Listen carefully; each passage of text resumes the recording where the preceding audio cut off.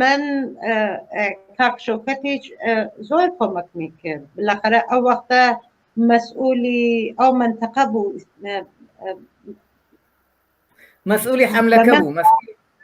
قەڵیدا من بگەێنێتەوە ئوردوگای کۆمەڵە لە وەختا من بەنامەی هەڵسوکەوتی چۆن بوو لەگەڵتا هەڵسوکەوتی چۆن بوو لەگەڵتا کە زانی تو کۆمەڵیت بێ نەهایەت بە ئیحترام و تەکمنا قسەیە کرد بێ نەهایەت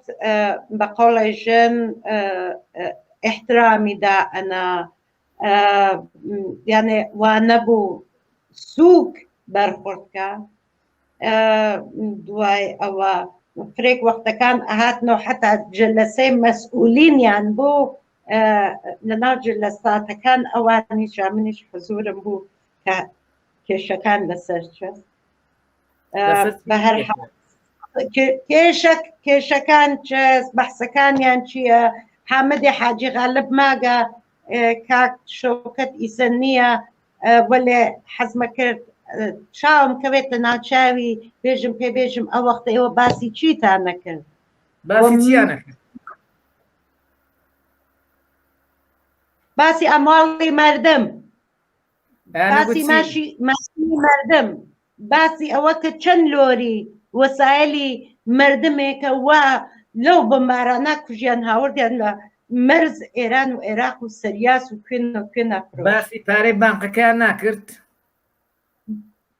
باس ئەوەی چە بە هەر حاڵ بە قەوڵ ئەیژەن شەڕ و کێشەیان فرە بوو تەکسپا باس کێشەیان پارەی بانقەکە هەبوو کێشەگەرە دانێک لەو کێش پێ بڵێم سەریکە ئەوان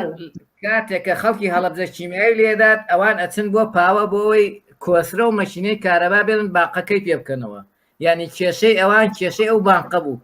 لەو کۆبوونەوە باسی بانقەکە و پارەکەیانە کردیان نایانە کرد ئەوەمان بۆ بگێڕەوە من ئیجازە بن من نەمژ نەفتگا حقیقەتی و گەرەکە حەزیش ناک منێژم لەسەر ئەمواڵ مردم یا مەسەن جارێک بیرم تێت تەک کاک شەوکەتا کە هات بۆ باسی یانێ تەکمنا لەسەر ئەچوین باسی سیاسی بوو موقعیەتی جمهوری ئیسلامی ئەحزابی ناسیۆنالیست بە تواو ئەمانەوە مثلا لای کردەوەتی بە من زۆرێک مامر و ئەو قازوو شتەیە هاوردویان لەو تاوێرا بوو وتی بە من وتی ئەزانێت چییە ئەو خەڵکە مامر و مریش کوچتەکەی پێم نیشاندا وتی ئەو خەڵکە وەنە ئەوانە شوانێکیان گەرەکە لێ نایمە بوو بە بەحسمان گیریای نەیە وتم نە ئەو مردمە مامر و کەڵەشێرن نە تویچ شوانی تا شوانەکە ئەو کەسگەرە وێژم وا من بیرم تێت وەکو ئەباس ڤیدیۆ ئەفاقن دوکترێکی چیان من چون چوو بووم بریندار بووم دوکترێکی چیان هێنا برینەکەمی دی لێنا بە هەر حاڵ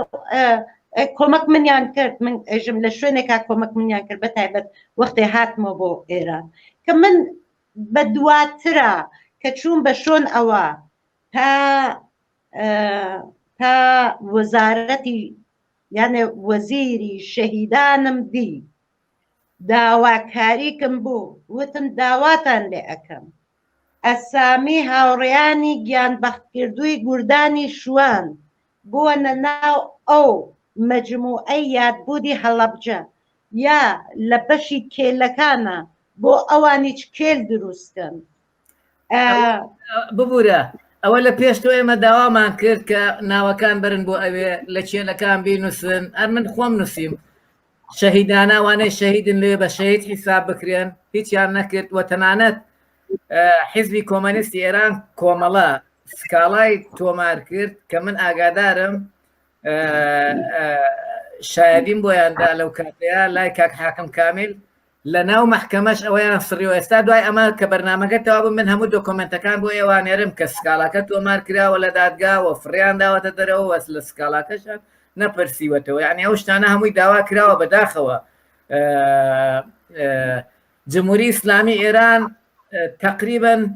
وەکو خاوەندارەتی سەیری مۆنمنتی هەڵەبجەوەوانە دەکات، یعنی دەستی دەڕوات لەوێ خۆی بە خاوەندی دەزانێت لە کاتێکا وەکو جەنابەت باست کرد لەو دیوە سەرۆت و سامان و ماڵی خەڵکیان تاڵانە کرد و دەیان فرۆشتەوە.